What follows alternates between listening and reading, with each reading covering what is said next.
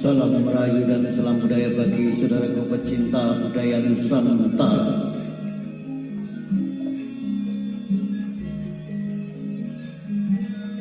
Kali ini kami akan mengangkat sebuah kisah karya Ismail Nurbuat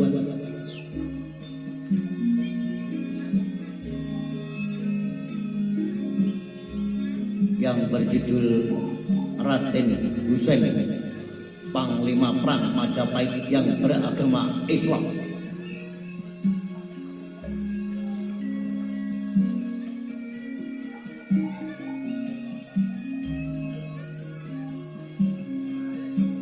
Raden Husein atau dalam pelafalan orang Jawa disebut Raden Kusen adalah adik tiri Raden Patah, pendiri Kasultanan Demak Bintoro. Sebab ibu dari kedua tokoh tersebut sama, yaitu seorang wanita Campa. Ada juga yang menyebutnya seorang wanita Cina. Ibunya bernama Banyowi.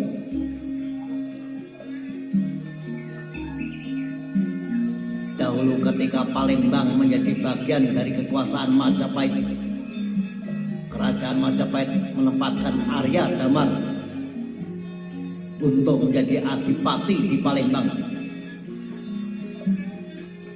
Karena prestasinya yang dianggap berhasil memajukan Palembang, Raja Majapahit Brawijaya kelima menghadiahkan selirnya yang bernama Banyowi kepada Arya Damar.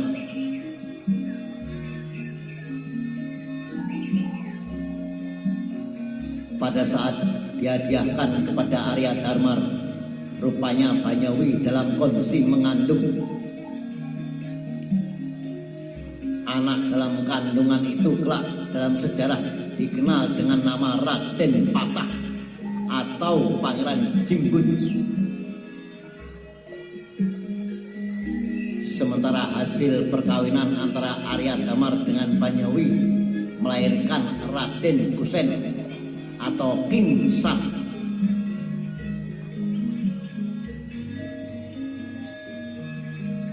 Meskipun dalam beberapa babak Raden Kusen disebut sebagai anak Arya Damar,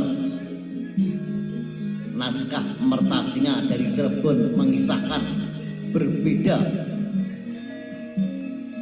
Dalam naskah itu dikisahkan bahwa Arya Damar di masa sepuhnya tidak juga kunjung mempunyai anak laki-laki, sehingga ia kebingungan mengenai calon penggantinya.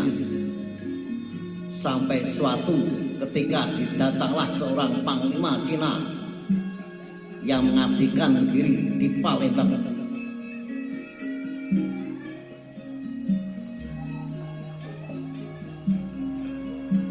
Panglima Cina tersebut adalah catatan naskah Mertasinga, kemudian dinikahkan dengan anak Arya Damar, sehingga ia pun kemudian dijadikan adipati Palembang, menggantikan kedudukan Arya Damar. Panglima Cina itu kemudian dikenal dengan nama Arya Palembang. Pada saat pelantikannya menjadi adipati di Palembang, Prabu Brawijaya menghadiahkan selirnya Banyowi.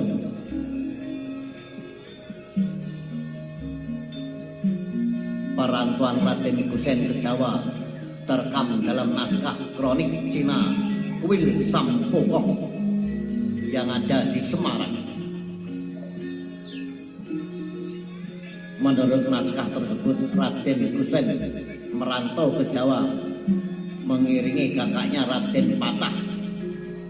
Mula-mula Raden Kusen dan kakaknya mendarat di Semarang. Keduanya dikisahkan mengunjungi masjid yang dahulu dibangun Cheng Ho.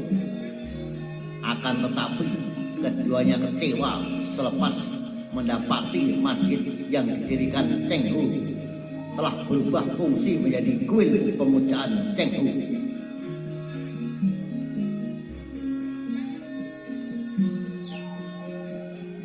Selepas beberapa lama di Semarang, Raden Kusen dan Raden Patah berpisah.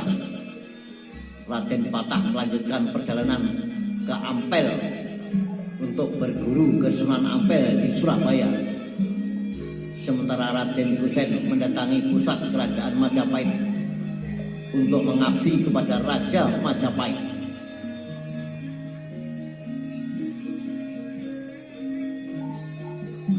Ketika mengabdi di Majapahit, Raden Kusen dikisahkan menjadi salah satu pejabat yang berprestasi.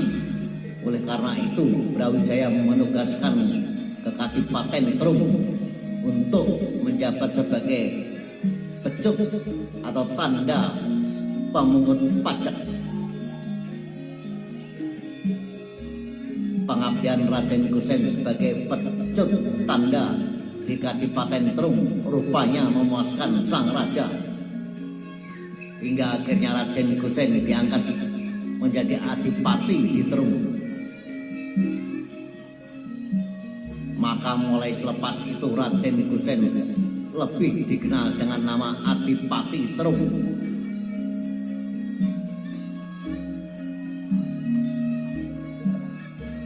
Dalam sumber-sumber babat disebutkan bahwa pada tahun 1478 terjadi perang antara Majapahit dan Demak yang mengakibatkan runtuhnya Majapahit. Raden Patah dikisahkan memboyong perlengkapan kerajaan dari Majapahit ke Demak. Tahun itu pula dalam catatan babat ditandai sebagai tahun runtuhnya Majapahit.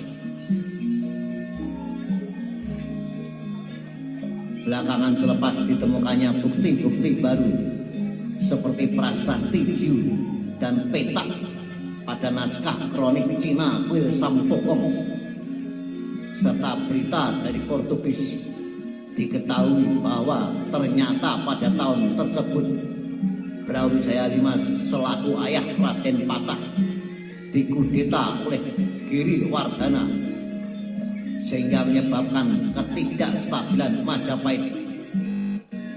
Ibu kota kerajaan Majapahit selepas itu dipindahkan dari Majakerta atau Trowulan ke Daha Kediri.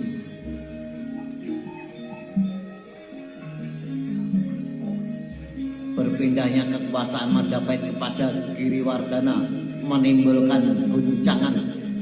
Raden Patah beserta Wali Songo yang dahulu patuh terhadap Majapahit mulai membangkang, hingga akhirnya mereka mendirikan kerajaan Islam yang bernama Demak Hintor.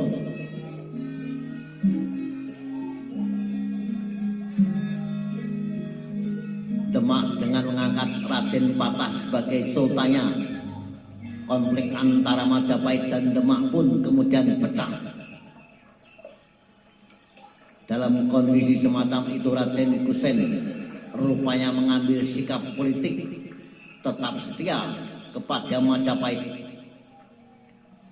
Bahkan manakala terlibat bentrokan fisik antara Majapahit melawan Demak, Raden Kusen tampil sebagai panglima perang kerajaan Majapahit.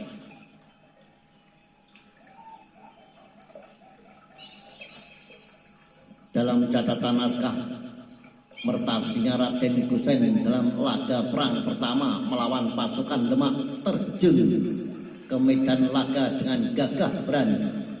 Bahkan selain membuat porak-poranda pasukan Demak, Raden Kusen juga berhasil membunuh panglima perang Demak. Kala itu panglima perang Demak diemban oleh Sunan Ngudung, ayah dari Sunan Kudus.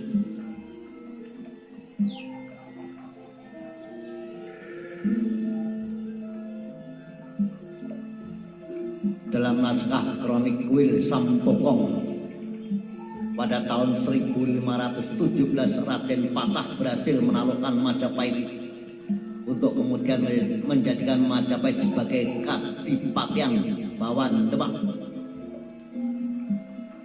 Peristiwa tersebut juga sebenarnya identik dengan perang Majapahit melawan Demak yang terekam dalam beberapa babat. sebagaimana yang dikisahkan dalam babat Tanah Jawi, bahwa selepas kekalahan Demak dalam perang yang pertama dengan Majapahit, Demak kemudian melancarkan serangan kedua. Kali ini yang menjadi panglima perang Kesultanan Demak adalah Sunan Kudus. Sementara pada pihak Majapahit masih mempercayakan Raden Kusen sebagai panglima perangnya. Dalam perang yang kedua babat Tanah Jawi maupun naskah Mertasinga mengatabarkan kekalahan telak Majapahit dapat dikuasai, sementara Raden Kusen sendiri ternyata berhasil menyelamatkan diri.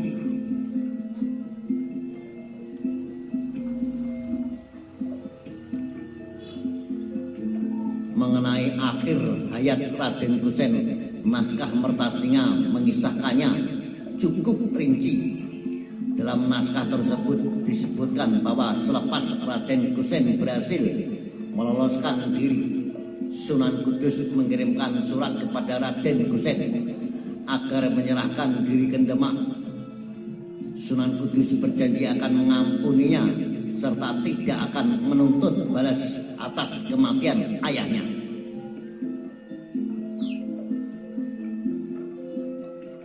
Raden Kusen kemudian menjawab surat Sunan Kudus dengan cara menyerahkan diri di hadapan Sultan Demak yang juga sebagai kakak tirinya sendiri. Pengampunan pun kemudian dianugerahkan Raden Patah dan Sunan Kudus kepadanya. Setelah itu Raden Kusen kemudian dikisahkan memilih meninggalkan Terung dan merantau ke Cirebon, berguru pada Pangeran Derajat hingga kewafatannya. Raden Kusen menetap dan wafat di Palakaran hingga kemudian dikenal juga dengan nama Pangeran Palakaran. Nah, itulah saudara tentang seorang tokoh panglima perang Majapahit, Raden Kusen yang beragama Islam. Salam Rahayu, salam budaya, sampai jumpa.